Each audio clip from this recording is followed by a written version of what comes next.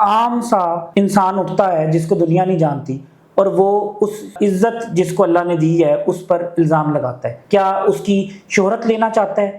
اس سے حسد کرتا ہے، بغض کرتا ہے؟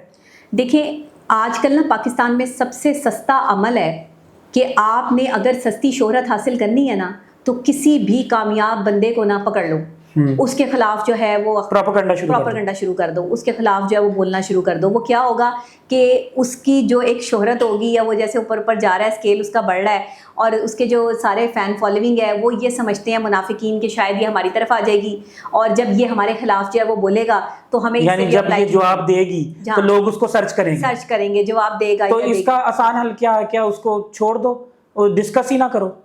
نہیں، ایسے لوگوں کو عبرت کا نشان بنا دو. نہیں، مولا علی فرماتے ہیں کہ دو لوگوں کو کبھی معاف نہ کرو اپنی زندگی میں، ایک جو تمہارے رزق پہ جو ہے وہ لات مارے، ایک جو تمہاری عزت پہ جو ہے وہ لات مارے، ایک جو تمہاری عزت اس جگہ بدنام کرے جہاں پر تمہاری عزت بنی ہو. پھر ایک جگہ ذکر آتا ہے اسلام میں کہ وہ شخص جو اپنے بھائی یا بہن کی عزت اس جگہ خراب کرے جہاں اس کی عزت بنی ہو تو اللہ اس منافق شخص کو اس جگہ دے کے مارے گا جہاں اس کی عزت جو ہے وہ بنی ہوئی ہوگی، وہ وہاں بے عزت ہوگا.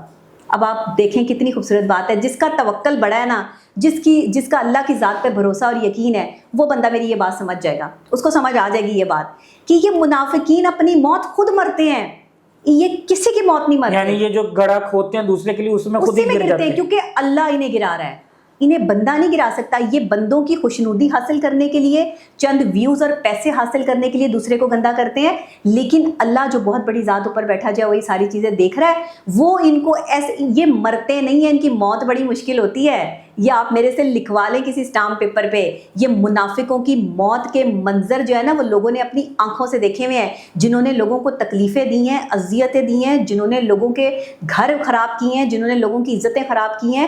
اللہ نے ان کی موت مشکل لکھ دی ہے، دردناک موت سے مرتے ہیں یہ لوگ. کیونکہ جب آپ اپنا فیصلہ اللہ پہ چھوڑ دیتے ہیں تو پھر فیصلے اوپر سے آتے ہیں. وہاں کوئی جو ہے وہ دنیا میں بیٹھا ہوا اونچی پوسٹ پہ بیٹھا ہوا بندہ جو ہے امپلیمنٹ نہیں کر سکتا. وہاں اللہ جو سب سے بڑی پوسٹ پہ بیٹھا ہوا ہے نا، وہ کہتا ہے کہ تم میرے بندے کو ذلیل کر رہے ہو. وہ بندے کو جس نے ساری زندگی میرے ڈر سے گناہ نہیں کیا، میرے ڈر سے غلط کام نہیں کیا، تم اس کو جو ہے وہ بے عزت کر رہے ہو. پھر اللہ جو ہے وہ اپنی لاٹھی، جو کہتے ہیں نا کہ اللہ کی لاٹھی بے آواز ہے، وہ ہلتی ہے اوپر سے، اور پھر ایسی لاٹھیاں پڑتی ہیں کہ بس مکافات عمل شروع ہو جاتا ہے. تو اس لیے لوگوں کو گھبرانا نہیں چاہیے. آپ کے خلاف سازشیں ہو رہی ہیں، آپ کے خلاف باتیں ہو رہی ہیں، انجوائے کریں.